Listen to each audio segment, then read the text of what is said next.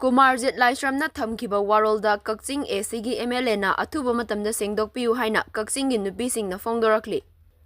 Chahi ama chupna kukisingna chatharakpa lan asi ngasisu waroishin ama puraktuna ima laibak Manipurda tangdu laitana khunda laitaduna leiba yabagi asa ngasisu uba fangdri.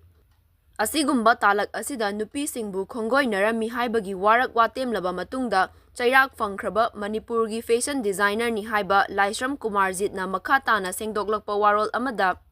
hauzik thawpuriba Manipurgi minister amadi MLA kharagi maming panlakpada Kakching Assembly constituency gi hauzik oiriba MLA gi maming yarakpa haibasi Kakching prajagi oina laibak thibani amadi ikainingai oiba wafamni. Kari mari lainaraga amadi karamna Kakchinggi MLA gi maming panlibano haibasi ngasisu prajasingda chamamnaba ama leiri. Asigumba chamamnaba asibu karigidamak ngasi fawwa fumjinduna achum aran khanghandana thamlibasi karigino.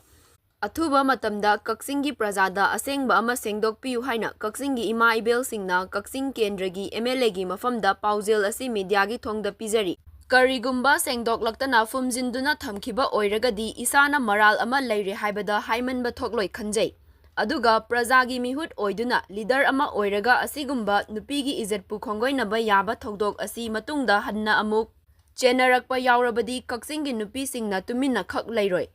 Nupigi izatpu temsingnaba thabak amata tawbirakanu haina cherol asina makhatana fongdorakli. Manipurgi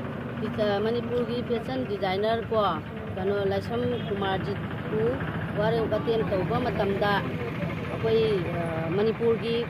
kanu oiba Manipurgi minister khargi maming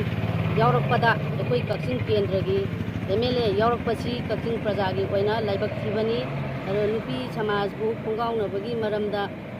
yaurakpachi Kakching prajagi oina laibak thibani adine ko Manipurgi ngasi oiba ya hairege ko sigi maraksida kano fashion designer kari Laisram Kumarjit na mabu warek waten tawba matamda ekoigi Manipurgi MLA khargi maming pallaga mana singdorakpa matamsida ekoi laibak thibadi Kakching kendragi oiba MLA yaure MLA asi ekoi mayamna mabu yamna thajana nusina thagathiba kendrasigi oina thajana chakhiba MLA ni mampi mapani adubu ngasi mana sigumba case da chenaraga torokpa lerakpa matamsida